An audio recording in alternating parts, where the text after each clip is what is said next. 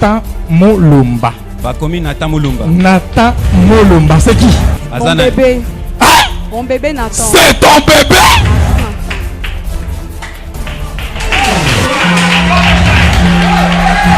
Yamba yango. Et soit c'est là.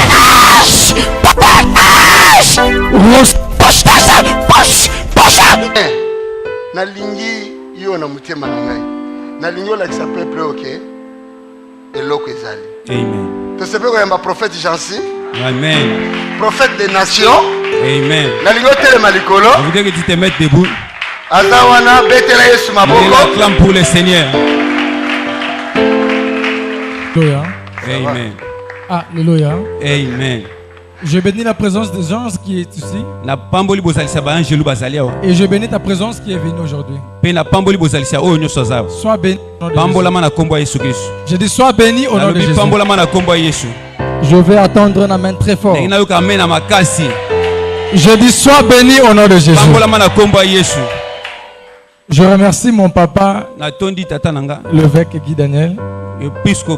C'est vraiment un papa pour moi. Je sais que beaucoup d'entre vous me voient et bon voilà, vous imaginez les moments qu'on a passés. En tout cas, je servis le ministère. J'ai aimé mon papa comme mon papa biologique. J'ai aimé son ministère comme était ma propre maison. J'ai dépensé même mon propre argent pour faire passer des émissions de cette église à la télé. Même pour venir, quand il m'a dit mon fils, tu dois venir. Je dois venir.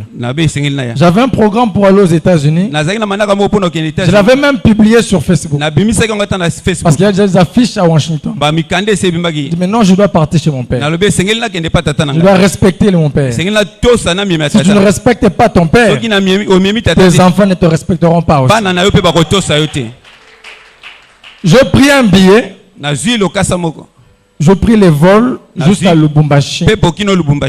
Je suis arrivé en retard. Il faudrait payer 100 euros, $100. Je pris ma carte Visa. J'ai essayé, il y avait un problème de connexion. Jusqu'à 16 heures. Et après, quand ça a reçu à 17h, les agents sont fermés. Il n'y avait plus moyen de payer l'amende. Le lendemain matin, on m'a dit on annule les billets. Dit, oh my God. Qu'est-ce qu'il faut?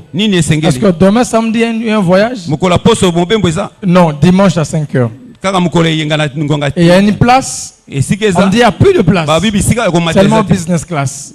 C'est combien? $600. J'ai payé.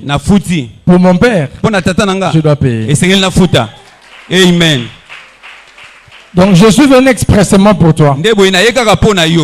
Si tu es content, prouve-le.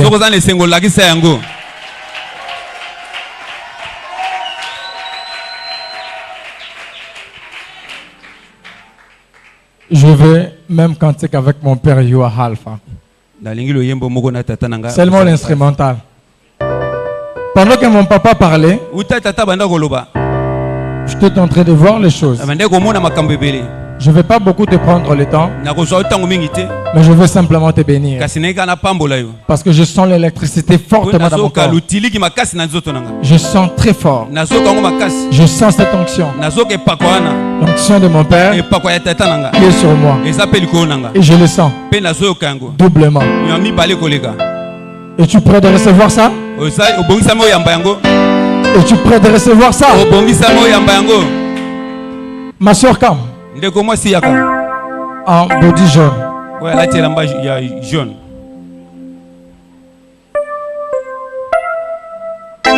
Que Dieu te bénisse. Sur ton front. Sur ton front. Je vois c'est mentionné Blandine. Blandine. Amen.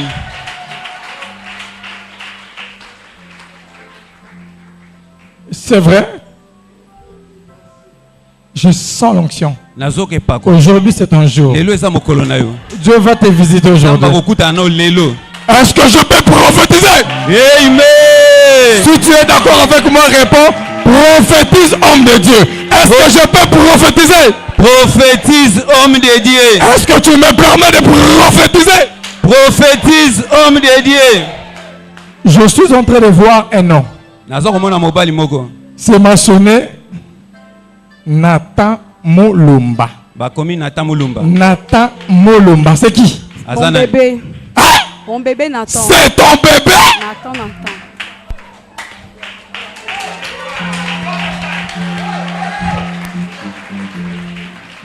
Tu me permets de prophétiser? Prophétise, homme de Dieu. Tu m'as déjà vu dans ta vie?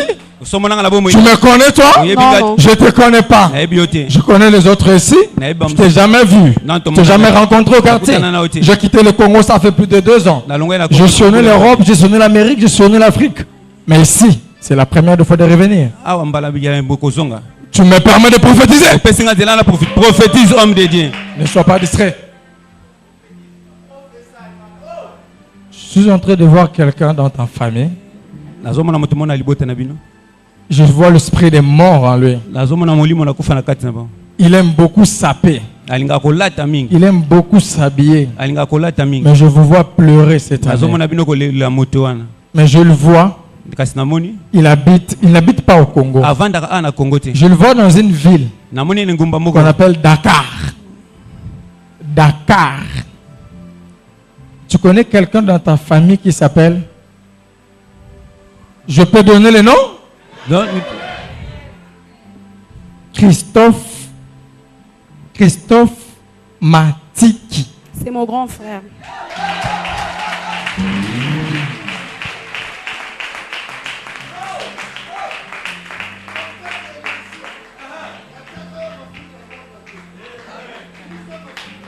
Mabro Satama Osha. Ribo Sokolo Yaboshata. Yekeske Teke Malababoshi. Riskosko Yekele Malababoshi. Là où tu es, mets les 2 mains dessus. Je vois Dieu me dit, mets tes 2 mains dessus. Je vois Dieu me dit, il va restaurer ta vie. Je vois dans tes mamelles droites un tatouage de danger de mort.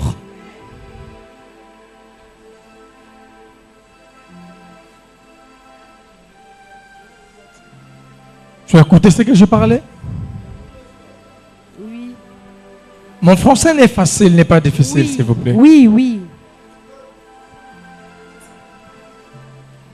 Tu as compris ce que je dis? Ouais, je comprends. Dieu me dit, il va restaurer ta vie aujourd'hui.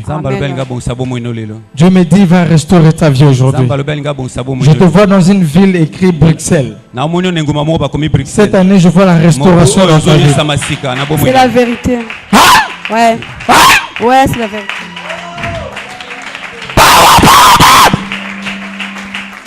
Est-ce que je peux prophétiser? Oui, prophétise, homme de Dieu. Est-ce que je peux prophétiser? Prophétise, homme de Dieu. Tu me permets de prophétiser?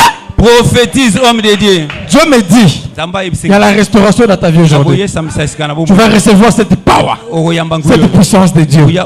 Allez, reçois ça. Reçois. Mets tes 2 mains dessus. Ferme tes yeux et sois concentré. Allez, yamba,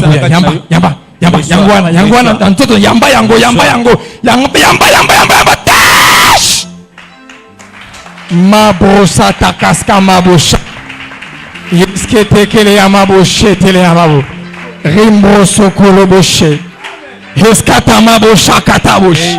Yeske tengele maboshe ke mabosoko to kengele yamabosha. Ambala baboshe takengele yamabo.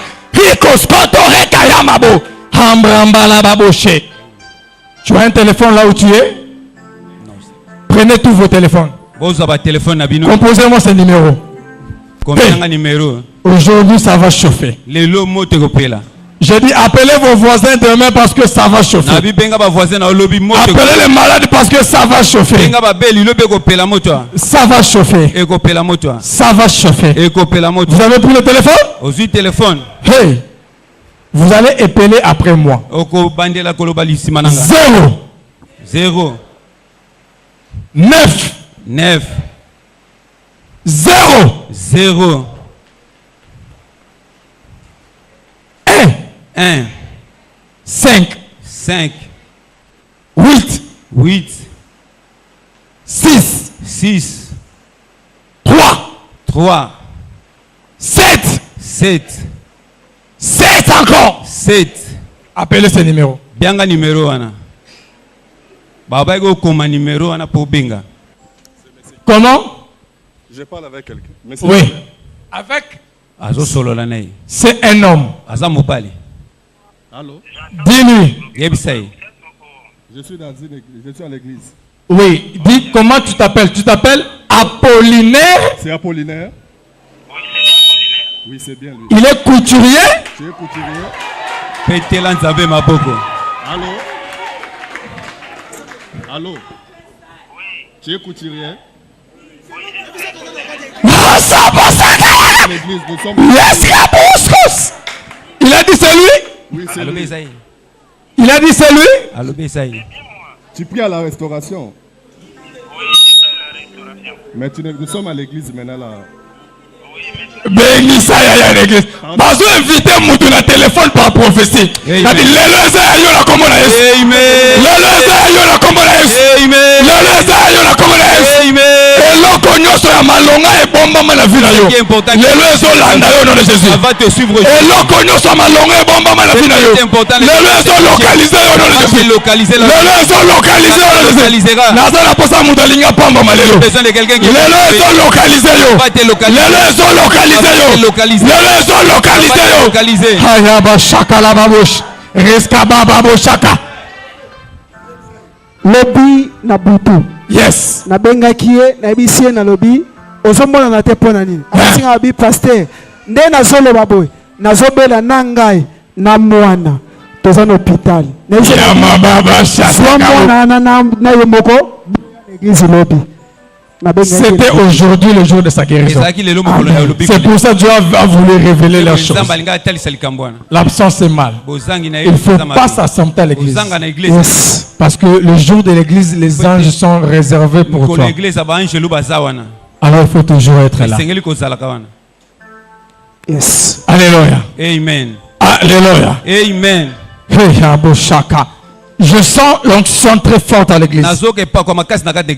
You don't know how to play your halfa?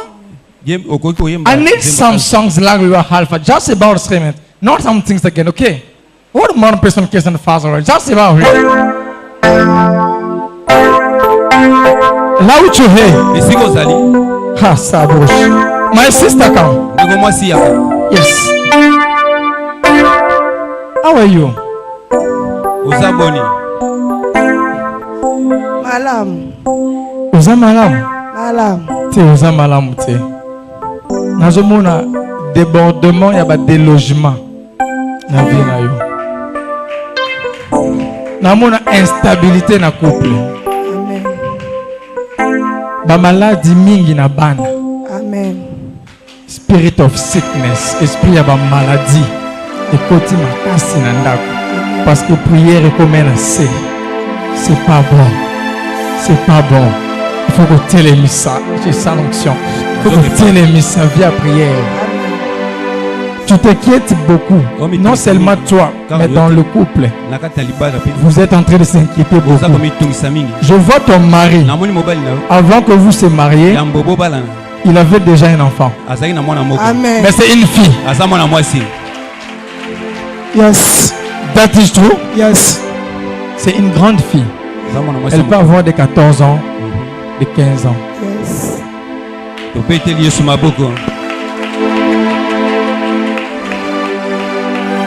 que je peux prophétiser? Oui, prophétise. Est-ce que je peux prophétiser? Prophétise, homme de Dieu. Est-ce que je peux prophétiser? Prophétise, homme de Dieu.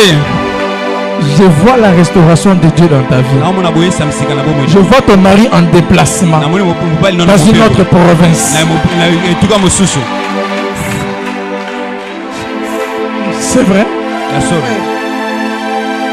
Et tu vis comme ça ces derniers temps. Parfois tu manques même à manger. Tu as même des dettes. Mais pour payer, c'est tout un problème. Mais je vois Dieu veut te restaurer avec les commerces. Amen. Avec les commerces. Amen. Tu as tant tenté, ça ne marchait pas. Mais j'ai dit aujourd'hui, je vais te donner la clé. Amen. Allez, reçois ça. Reçois. Yamba. Reçois. Yamba. Reçois. Yamba. Reçois. Yamba. Reçois. Yamba. Reçois. Yamba. Pocha. Casque. Pocha.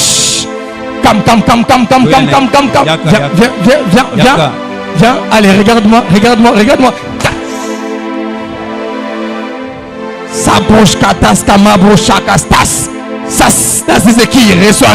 Yamba yango. Reçois c'est là.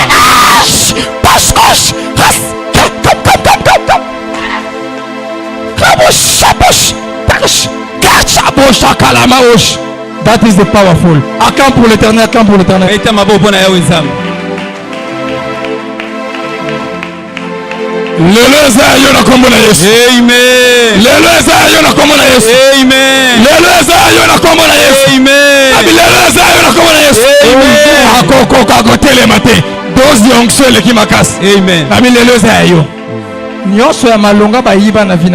Amen. Papa, yes. Malobolobi est la vérité. Shua. Azamasa pasteur. Shua. Azamasa pasteur, azan église na biso ya Mbandaka. My God. Beto zo ba banzo pe asiko. My God. Abota mwana liboso ya mwasi. Yes. Na 15 ans. Yeso to lobi eza ya solo. J'ai donné l'âge de la fille. J'ai donné l'âge de la fille. Que la fille n'a pas avoir 15 ans. Makampo lobi yandaku makamnyo sotu bazana wa problème yandaku babima nandaku bazoluka ndaku. Makamepe ya bana maladi. Ndeto zolo babo mwana ni moko mobali azobena. Yeso to lobi eza vrai. Shinda. Can I prophesy? Prophétise, homme de Dieu. Est-ce que tu me permets de prophétiser? Prophétise, homme de Dieu. Est-ce que tu me permets de prophétiser? Prophétise, homme de Dieu. Na lingi na la déclaration la vie na yo. Amen. Telemalikolo. Eloko nyoso ya vie na yo bayiba. Yes. Eloko nyoso ya vie na yo ebunga. Yes. Na moi o ezo localiser au nom de Jésus. Na moi o ezo localiser au nom de Jésus. Une jeune sœur. Na moni elenge mwasi moko. Qui s'est déjà marié. Ça fait à peu près 6 à 7 mois. Même pas une année encore. Mais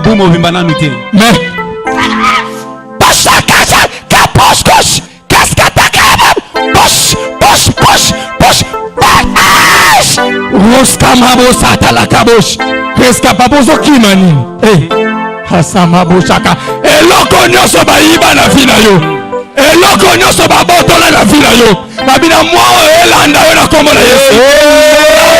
Elanda yo na kombo na Yesu. Elanda yo na kombo na Yesu. Elanda yo na kombo na Yesu. Élocalisé au nom de Jésus. Élocalisé au nom de Jésus. Élocalisé au nom de Jésus. Élocalisé yo. Ma soeur, je vois dans toi un petit problème. Dieu me dit que je libère la maternité en toi. Que je libère la maternité. Que je libère la maternité. Je ne sais pas pourquoi, mais dans mes oreilles, j'entends Dieu me dire libère la maternité. Libère la maternité.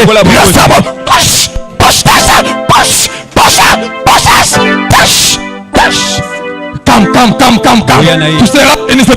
Tu seras béni cette année. Je vois l'élévation. Yamba yango.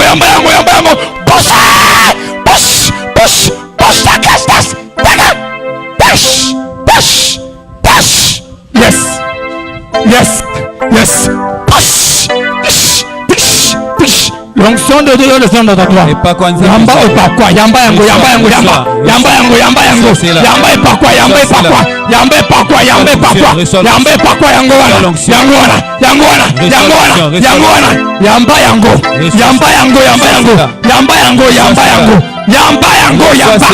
Ekota na nzoto na yo. Ekota na molimo na yo. Yamba. Raskatabos kesa. Yaskatama shaka. Rimbrosko tokolobosha. Yeske mabroto soko yeboyaba. Ekele yamaba. Yeske teska bosko yeska. Aska teske yikolababo. Shindere yababosha. Kam. Poussana na eli bosso. Viens avec le yabasha. Si vous shekes. Yabosha kalababosh. Yes. Regarde-moi. Yamba et pas yamba.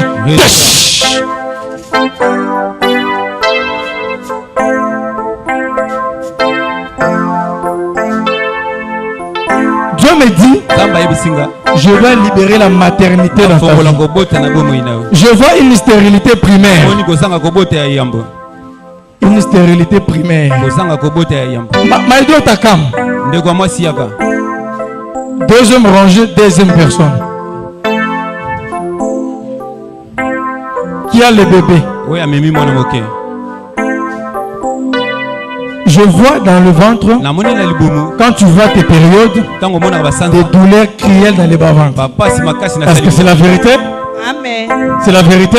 Amen. Est-ce que je peux prophétiser? Oui, prophétise, homme de Dieu. Comme si Bolingi n'a bien sakolate nazotika.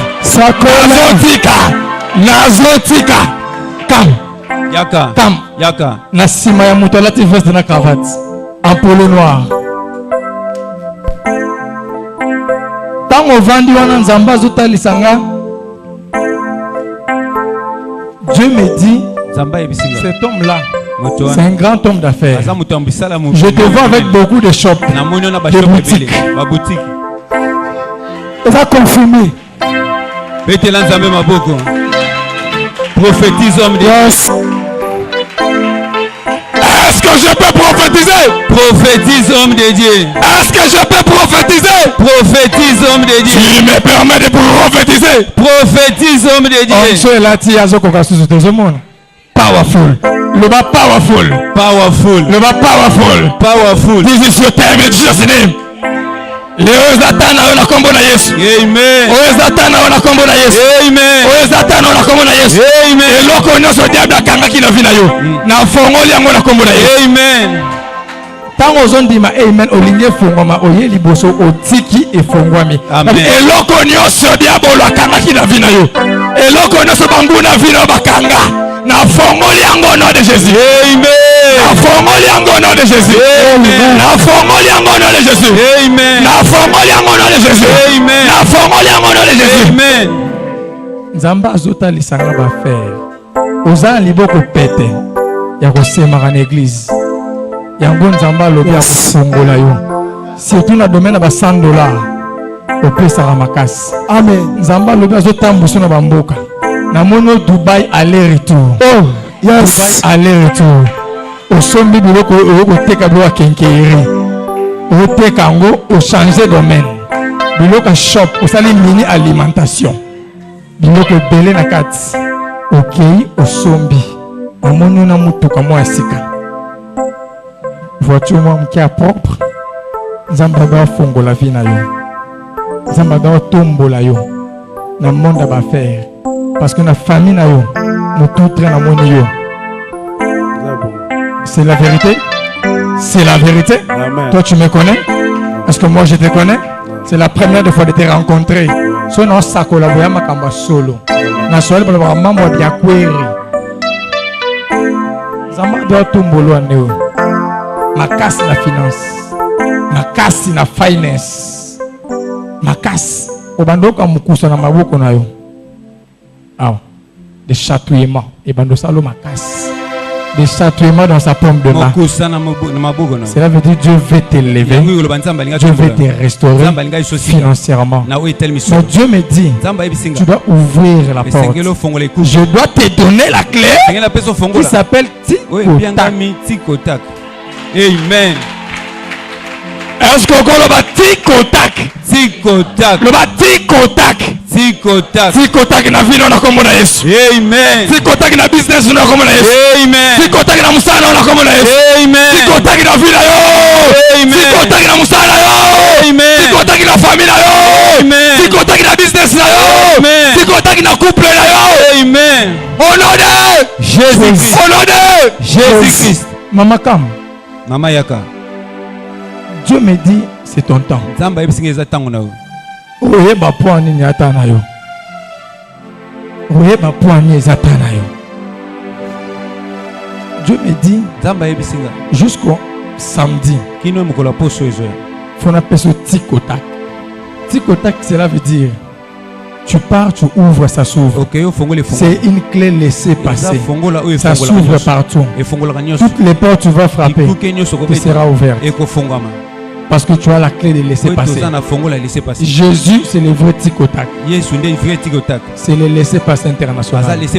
Cette année, tu vas beaucoup voyager. Tu vas témoigner la grandeur de Dieu. Mais je ne sais pas combien tu touches. Je ne sais pas ton niveau financier. Je ne sais pas. Mais ce que j'écoute, c'est que je te transmets. Je vais te libérer cette onction. L'onction financière. Tu es prêt pour recevoir? Allez, Yamba Yango. Ferme les yeux, reçois ça. Reçois dans ta vie, reçois. Reçois cette onction. Et ça la partage dans le combo na Yesu. In the Jesus name. Push. Acclamez très fort l'Éternel.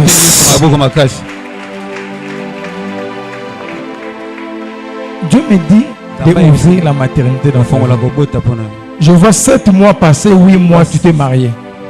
Amen. Confirmé. Et ça solo. Mais les autres qui sont là refusent la prophétie. Regarde celui qui ne va pas acclamer, c'est un sorcier. Regarde à côté, c'est une sorcière. Regarde. Est-ce que je peux prophétiser? Prophétise, homme de Dieu. Est-ce que je peux prophétiser? Prophétise, homme de Dieu. God loves you too much. Juste à cause du travail que tu fais pour Dieu. Dieu dit il va restaurer ta maternité. Parce qu'avant de se marier, tu voyais beaucoup dans tes rêves, tu es ensemble avec un homme. Tu voyais dans tes rêves, tu es ensemble avec un homme. Et depuis avant, les douleurs là te faisaient énormément. Mais c'était périodique. Mais quand tu t'es marié, quand tu vois les périodes, oh là là, ça fait vraiment mal. C'est la vérité? Amen. C'est la vérité? Dieu dit, il va nettoyer tes trompes. Je vois les trompes bouchées. Si tu vas chez le médecin, il dira que les trompes sont bouchées. Mais je vais déboucher ça. Allez, reçois cette parole. Reçois cette puissance de Dieu. Ça va pénétrer dans ton corps. Juste maintenant. Reçois. Yango wana. Push. Kasha to. Rasta costa. Patoko ya bosaka. Ambrosoko ya boshaka. Himbele ya baboshaka. Yamba yango he ya boshaka. Alango tikotak. Rabo shokoro yabo. Tala deux options. Heya. Simba ye. Bino batobos. Libume tomboka. Pasuka. Tomboka kuna. Mabrosa basaka. Yeskata kabo shoko. Rambo shoko labo. Kasketa. Nanata o simba ote. Pakwa nange simba yo. Onction Nzambe simba yo. Et pourquoi Nzambe nange simba yo? Amen. Tout ce qu'on a mis dans le ventre. Qui es-tu toi? Qui es-tu? Yonani. Nalibumo. Osali Yonani. Parle-moi.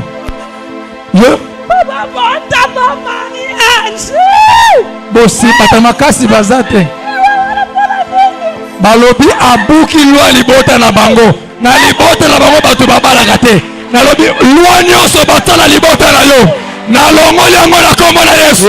Amen. Oh batu babalaka te. Okobala au nom de Jésus. Amen. Oh batu babotaka te. Okobota au nom de Jésus. Amen. Oh batu bavoyagaka te. Okovoyager au nom de Jésus. Okokende musiko au nom de Jésus. Push. Rasta. Okokende musiko au nom de Jésus. Amen. Okokende musiko au nom de Jésus. Amen. Okokende musiko au nom de Jésus. Amen. Okokende musiko au nom de Jésus. Amen. Loanyo sobatala libota na yo. Et où est la famille à maman na bino? Et où est la famille à papa na bino? Na baby sango na kombo na Yesu. Amen. Na baby sango na kombo na Yesu. Amen. Na baby sango na kombo na Yesu. Amen. Singa nyonso bataya limitation na famille na bino. Boko bota te. Boko balate. Boko voyager te. Okanga walupango wa famille. Nakati yango na kombo na Yesu. Amen. Nakati yango na kombo na Yesu. Amen. Nakati yango na kombo na Yesu. Amen. Nakati yango na kombo na Yesu. Amen. Nayoki amen na yote. Amen. Nayoki amen na yote. Amen. Amen na munene. Amen. Yoka ye. Abukilo. Abukalo famille. Baba montaka. Baba bali. Yaba koloba. Simba ye mutu. Simba ye mutu.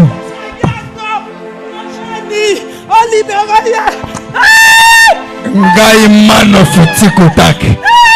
Man of fire. Le fils de Guy Daniel. Ngai fire on fire. Na commandé yo. Yako libérer nzoto yo. Il faut abota. Allez libérer. Out. Out. Out. Out. Out. Na lingina bosana. Avana bengana yo. Pesanga kombo na yo. Kombo no nani foto yeba yo. Comment on t'appelle? Kokola bango asinyaka déjà. Kokola bango asinyaka déjà. Bakomota bakobala te. Ya kwa isi loi. Bande kwa famille bazawa. Soki bazaba ya liboso. Koko na bango bopisa na liboso. Asinyaka déclin. Kokola bango. Lamentation chapitre 5 verset 7. Les péchés qu'a commis nos grands-pères, nos arrière-parents, voilà les conséquences et retombées sur nous. Makambo zomona eza masumu yo salate. Masumu bakoko na bino basala, ba mama na bino basala, ba tata na bino basala, tala yo lelo komo bénéficier yango. Makambo komo simba sute, likola buzoba basala. Lisumu atata na yo eza ya tata na yo na kombo na Yesu. Amen. Lisuma mama na yo eza ya mama na kombo na Yesu. Amen. Loi nyonso batala famille na bino. Mukanda nyonso batala. Bible zoloba. Jésus a effacé l'acte dans l'ordonnance de condamner. Nalingi na bana lokoboko. Telemalkolo. Mobeko nyonso bandaki ko condamner vina yo. Makila Yesu efface ngo nom de Jésus. Efface ngo nom de Jésus. Amen. Efface ngo nom de Jésus. Amen. Efface ngo nom de Jésus. Amen. Efface ngo. Pasha kalamu. Na bien efface ngo nom de Jésus. Amen. Efface ngo. Amen. Push. Yamba yango wana. Come. Je vois la gloire. Je vois la gloire dans toi. Dieu me dit, il va t'élever. Parce que toi, tu cherches l'élévation depuis longtemps. Allez, yamba yango. Na moni na politique. Zamba akoto na politique ane yamba. Yamba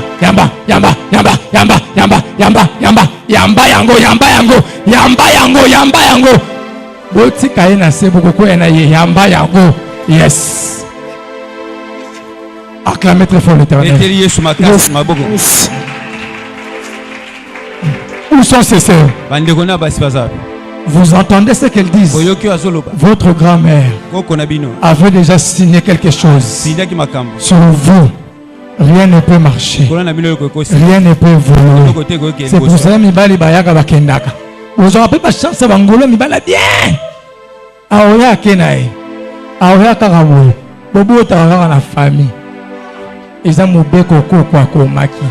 Ya bino pe ba komana ba coutume. Na ba famille ba chef coutumier. Na mabote ya ba groupement. Na mabote ya papa zalaki ndoki. Koko na bino zalaka ndoki. Oyeba ete talonction. Azoko ka kotele mate. Oh my God. That is the powerful. Yes. Maloba likolo ya vina bino. Elanda génération sur génération. Nanile maloba wana na kombo na Yesu. Amen. Nanile maloba wana na kombo na Yesu. Amen. Nanile maloba wana na kombo na Yesu. Amen. Touch. Resta casa. Touch. Nanile maloba wana na Jésus. Amen. Nanile yango na kombo na Yesu. Amen. Nanile yango na kombo na Yesu. Amen. Tangu nazo anile.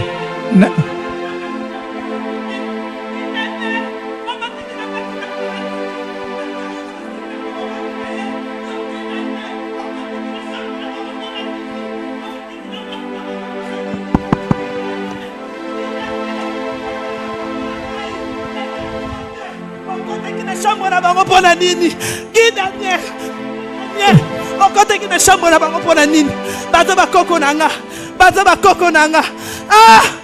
tangu makambo ezo salema tamu sona zalaki nanga na Belgique tamu sona zalaki nanga na Espagne Tamsuna Londres.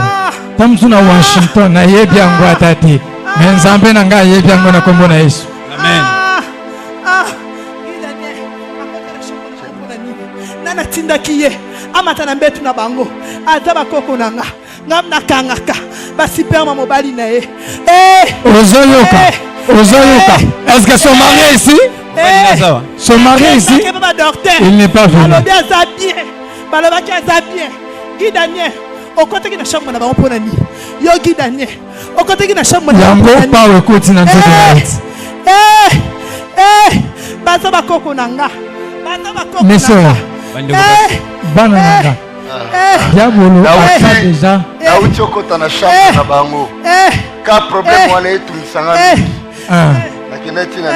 il y a 2 semaines. Yes. Na côté na chambre na matina mbetu na baona lali. Makambo. Na ebisiye. Mambo. Ya bina buki lwa nyoso. Yes. Et puis na ebisiye zambala na ngali boso na sala prière abo. Yes. Na bwaki soyi na kati ya mbetu na bango. Yes. Na yena mobali na yeba na koti na kati. Mambo. Na bina buki lwa wana. Yango wana. Et puis zane loko mo ya famille menacé. Yes. Il y a 2 semaines. Yeah. Betela Yesu maboko. Haya basata la babu. L'onction est très forte ici. Come. Yaka. Chemise. En punda. Yes. Nani. Chemise. En punda. Viens. Chemise. Je vois un nom. Un nom. On a écrit M-I-L-O-R. M-I-L-O-R. Quel est ton nom? Pas ton nom. Toi viens. Je t'ai appelé. Avant de t'appeler, j'ai vu un nom. M-I-L-O-R. Minor.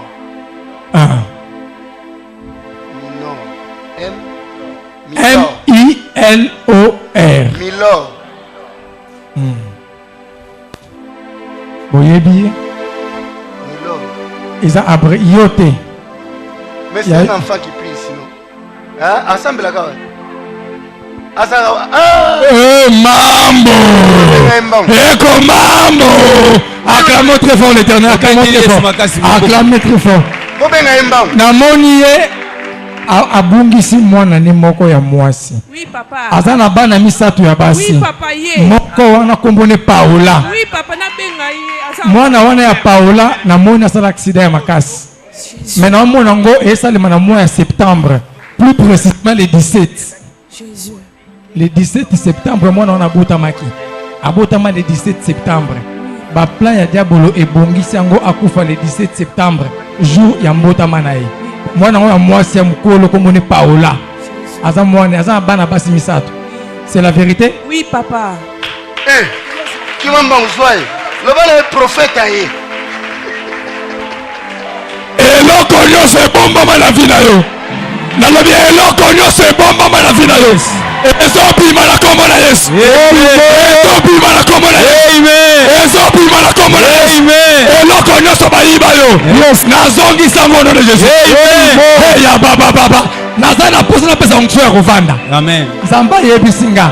Alinga pesa mutu moko kiti. Alinga pesa mutu moko kiti. Position ya vie. Wana position te. Je vois une chaise. Oza libala te. Je vois une chaise. Nazomona position. Makambo esimba te. Nazomona position. Makambo marché te na ba faire. Nazomona positionnement. Nzambe namoni kiti promotion na musala. Papa, God bless you. Nzamba otalisanga kiti. Kiti wana eza restauration ya vie na yo. Namoni ozanga na mbongo mingi. Osimbaka pe na mbongo. Pesa micro. Solo. C'est la vérité? C'est la vérité. Est-ce que moi je te connais? Non. Toi tu me connais? Je te connais pas. Oye liboso ya oseli makuta. Yango nzamba lobi tikanga na pambola pe makuta na vie na yo. Mbongo oyo perda. Na ba faire. Na bato ba melaka yo. Oye biango? Ayebi. Betela Yesu maboko. Prophesy, man of God. That is the prophecy. Prophesy. Nakopesa yo guya kolunga prophecy. Amen. Nakopesa yo guya kolinga ba prophets. Et à Makiona Oezate. Amen. Ah, écoute, t'as Makiona. Ah, soyez na Makiona. Oh, banane. Et l'oko nyonso bomba makina vina yo. Lipamboli nyonso ebomba mana se ya mbeto. Amen. Lipamboli nyonso bakunda kata kadena. Oh bakoma likolo ya mama kombo. Akoti sala kata kadena. Bakanga yango. Na yeko fongola ngo au nom de Jésus. Na yeko fongola ngo au nom de Jésus. Amen. Libala no bakanga na fongoli au nom de Jésus. Mabota na yo bakanga na fongoli yango au nom de Jésus. Amen. Santé na yo babebisa na zongisi yango au nom de Jésus. Amen. Santé na yo babebisa na zongisi yango au nom de Jésus. Amen. Ba chanza yo makolo ba pesa yo échantillon.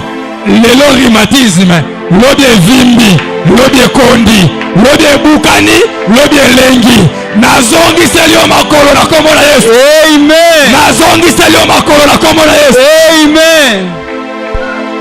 Le batikotak. Tikotak. Bengisa bato lobi lendi. Mutu moko bengisa 5 personnes. On a 5 prophéties exactitude. La prophétie.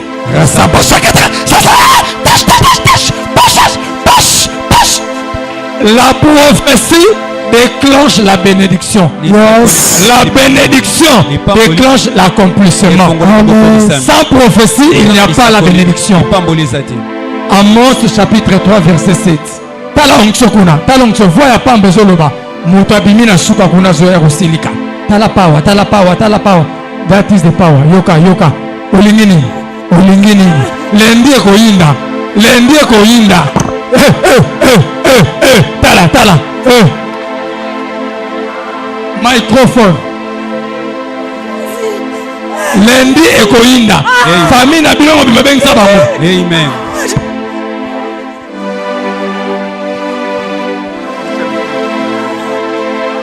Maso, nabenga kiyo bandakala. Boyoka, yaka. Naebi yote. Je ne t'ai jamais vu. Tu ne me connais pas. Je ne te connais pas. Mais je vois sur ton front. C'est mentionné. Sénégal. Sénégal. Sénégal. Amen. Tu connais quelque chose sur Sénégal? Amen. Où tu es Sénégal? Mon père. Ton père est au Sénégal. Sénégalais. Yango, ils ont réclamé aux Zongakuna. Ils ont réclamé au Balaka Mobile la papa na yo. Réclamation d'histoire. Mobile no sali boy pa balayo. Abundi bundi bundi azo comprendre ta kangisi mbongo mbongo sili. Akangisi mbongo ba dépense. Akabanda libale banda projet 2 ans. Ti lelo. Balinga ku bakangi na la police. Amen. Na dossier moko ya ba téléphone. Hey! C'est la vérité. Prophétise homme de Dieu. C'est la vérité. Betela Yesu maboko.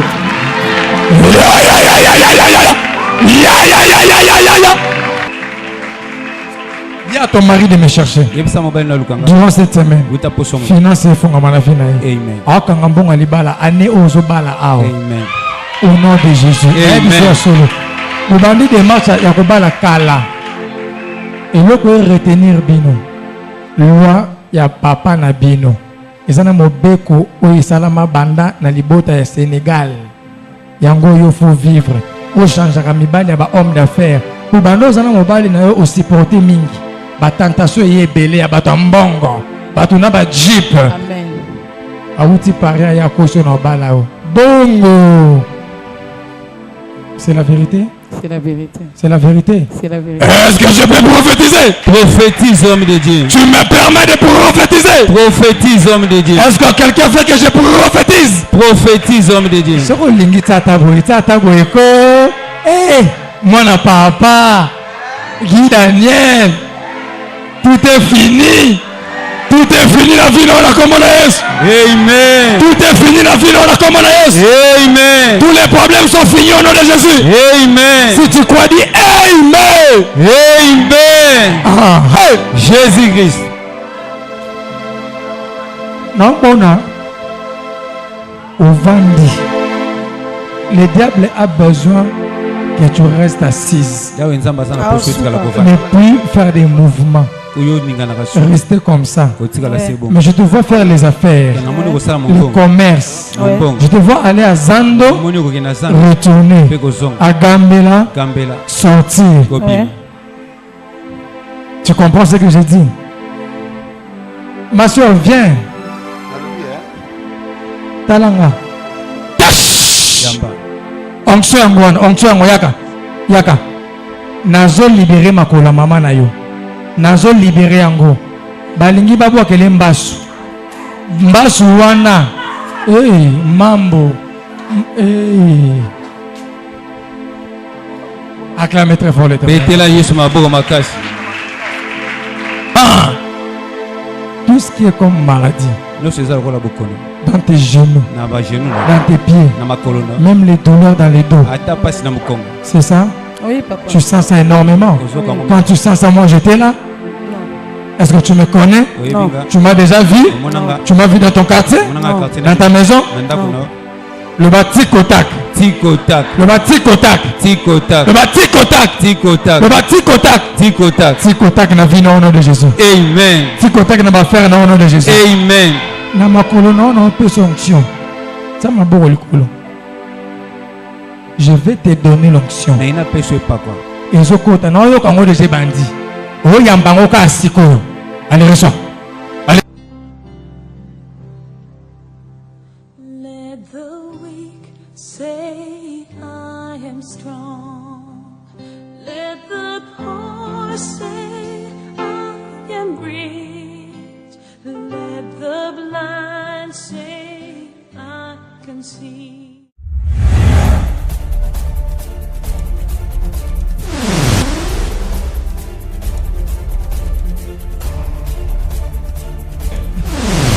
Nathan Molumba.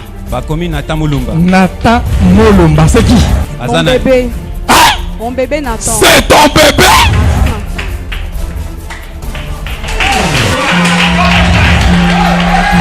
Yamba yango. Et soit c'est là.